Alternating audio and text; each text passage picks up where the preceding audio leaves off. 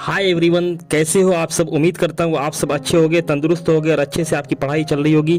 दोस्तों, जैसा कि आप लोगों को पता है, आज का हमारा बहुत ही इंपॉर्टेंट टॉपिक है और हमारा टॉपिक आज है बीपीएससी के लिए एनसीईआरटी, यानी कि एनसीईआरटी का क्या महत्व है बीपीएससी के लिए। पढ़ना चाहिए कि नहीं पढ़ना चाहिए, हमें सीधे स्टैंडर्ड बुक क्यों नहीं पढ़नी चाहिए कि हमें एनसीईआरटी पढ़ें, जो कि हम स्कूलों में पढ़ने आते हैं। तो दोस्तों, इस चीज़ को लेकर के काफ़ी कन्फ्यूजन स्टूडेंट के बीच में बना रहता है कि और पढ़ें तो इसे कैसे पढ़ें। तो चलिए जल्दी से इस पर एक नज़र डाल लेते हैं और कुछ इंपॉर्टेंट बातें इससे रिलेटेड देखने की कोशिश करते हैं। तो दोस्तों, सबसे पहला सवाल हमारे मस्तिष्क में जो उत्पन्न होता है वो यही होता है कि क्यों पढ़ें एनसीईआरटी। एनसीईआरटी पढ़ने की क्या ज़रूरत ऐसी है जो हमें एनसीईआरटी पढ़नी चाहिए।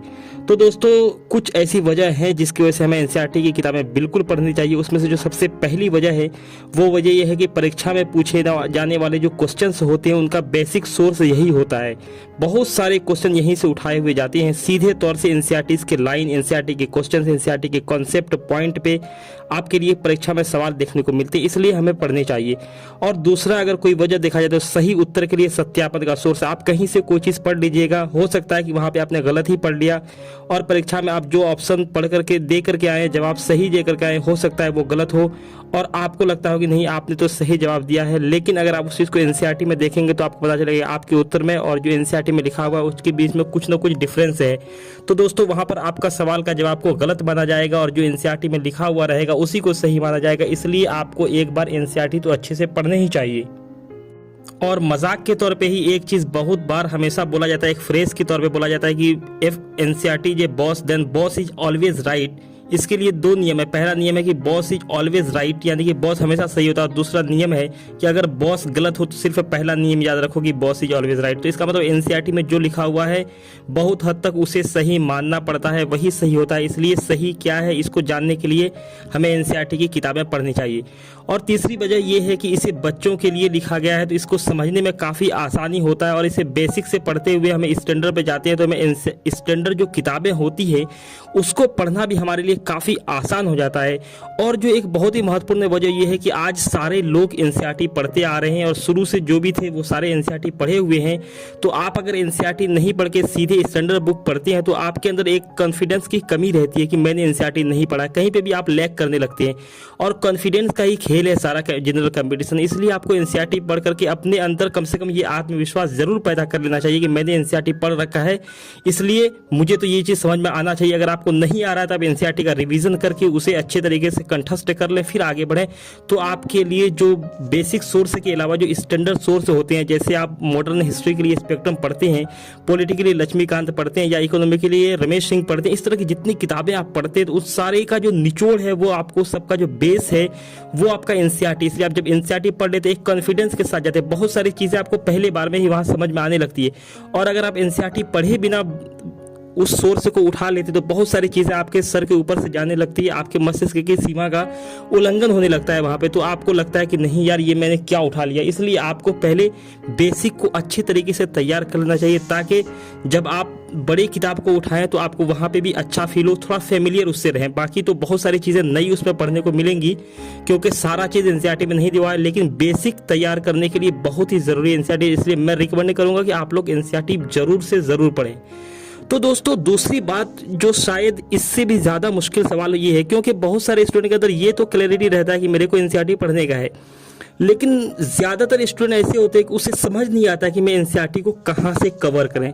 तो स्टूडेंट के अंदर में जो कुछ सवाल उत्पन्न होते हैं मस्तिष्क में वो ये होते हैं कि क्या हमें किसी वेबसाइट से या किसी ऐप के माध्यम से ई बुक के रूप में इसे पढ़ लेना चाहिए, क्योंकि ये भी काफ़ी आसानी से आज के दौर में उपलब्ध होता है।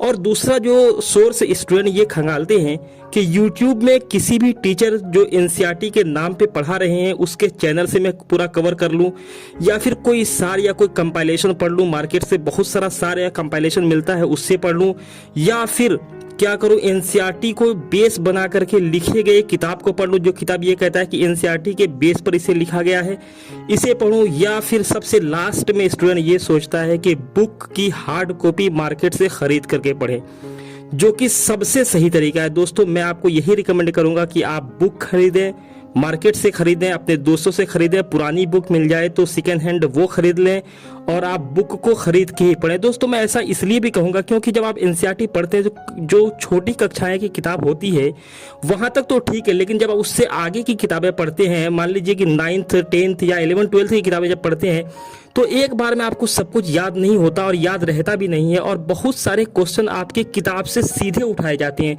6 7 8 क्लास से नहीं भी अगर उठाए जाएँ तो आपके 9th 10th या 11th 12th से बहुत सारे सवाल उठाए जाते ही हैं।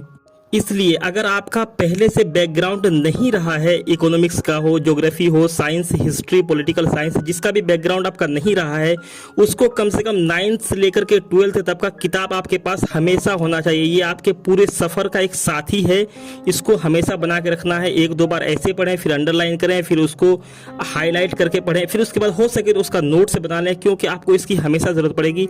आज जबकि एग्ज़ाम इतना डायनेमिक होता जा रहा है, तो यूपीएससी जैसे एग्ज़ाम में भी आज भी बहुत सारे क्वेश्चंस आपको डायरेक्ट एनसीईआरटी के पॉइंट देखने को मिलते हैं।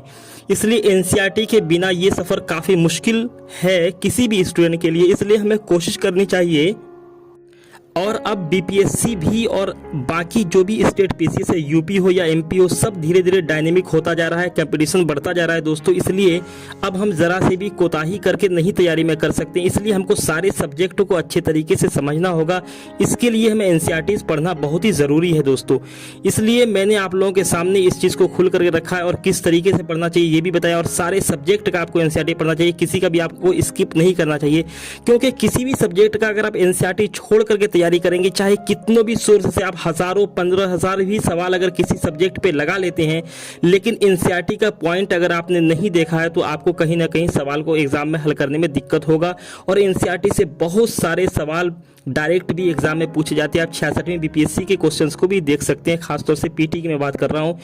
और दोस्तों थैंक यू सो मच इस वीडियो को अच्छी तरीके से देखने के लिए। और सभी सब्जेक्ट के एनसीईआरटी पे अलग अलग वीडियो, किसका नया पढ़ना चाहिए, किसका पुराना, और किसका कवर किस कलर का है, क्योंकि आप एनसीईआरटी के नाम पे मार्केट में बहुत सारी किताबें मिलती हैं, आप वो भी खरीद करके न ले आएँ। इसलिए सही किताब आपको मार्केट से मिले, इसके लिए मैं एक वीडियो जल्द बनाऊंगा। आप लोगों का बहुत बहुत धन्यवाद। Thank you very much.